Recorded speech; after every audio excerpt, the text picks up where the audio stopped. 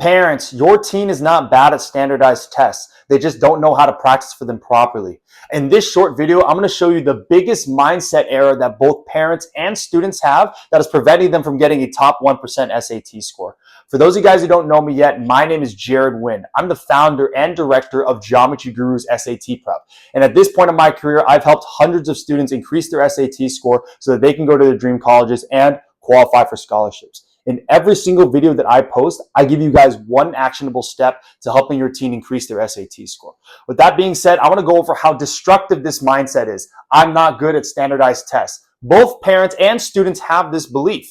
Actually, most of the times, it's the parents that pass this belief onto their child that they can't be good at standardized tests. So then, just by the law of nature, they do things that make it seem like they're not good at standardized tests. Now, why do people not think they're good at standardized tests? It's not because they're dumb. It's because they just have never practiced for it properly. Think about it. Every single standardized test that most students take, they do it unprepared. Think about the STAR test. Think about the test at the end of every single year. School and standardized tests, they do not do the same thing. So if you do not practice for it properly, of course you're not going to be good at standardized tests. Okay, who knew?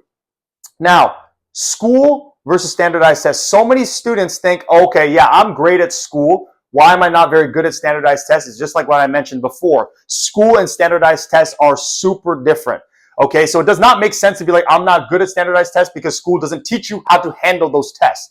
For example, let me give you a quick story. I just recently started getting into jiu-jitsu.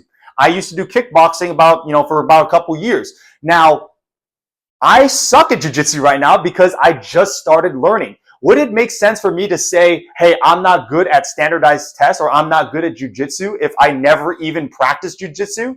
No.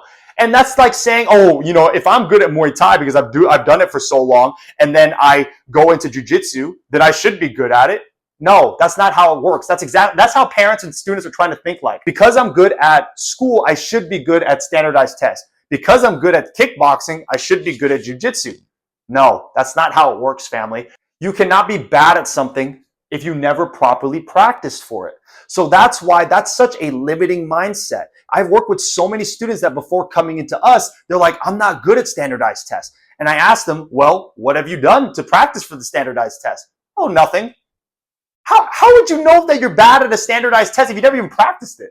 That just doesn't make any sense. And because of that mindset, they're going to be thinking everything they do is going to lead them to think, oh, I'm not good at this test. And it's just a self-fulfilling prophecy. They go around the loop, okay? And I see it all the time. You got to break that mindset.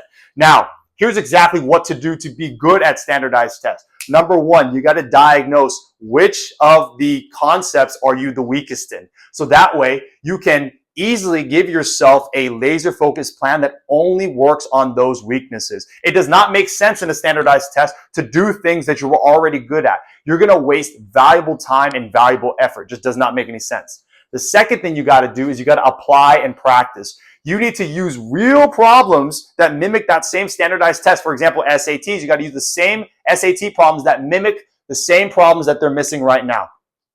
That way, you can, number one, break any bad habits. And then number two, make sure that you build the habits from the ground up again so that you know exactly how to do these problems. Number three, you need to simulate success. You need to do these problems in a timed environment that mimics the same format and the same difficulty as the actual exam. That is the only way that you can be good at standardized exams. Because if you ignore those things and you try to teach it and you try to treat it like a regular school exam, then you're going to fail. Because again, they are not the same thing. All right, guys, hopefully this video changes some of those mindset beliefs that you guys have at the moment. If you need help applying this to your teen's unique situation, please make sure to send me an email or a DM. I look forward to seeing you in the next one.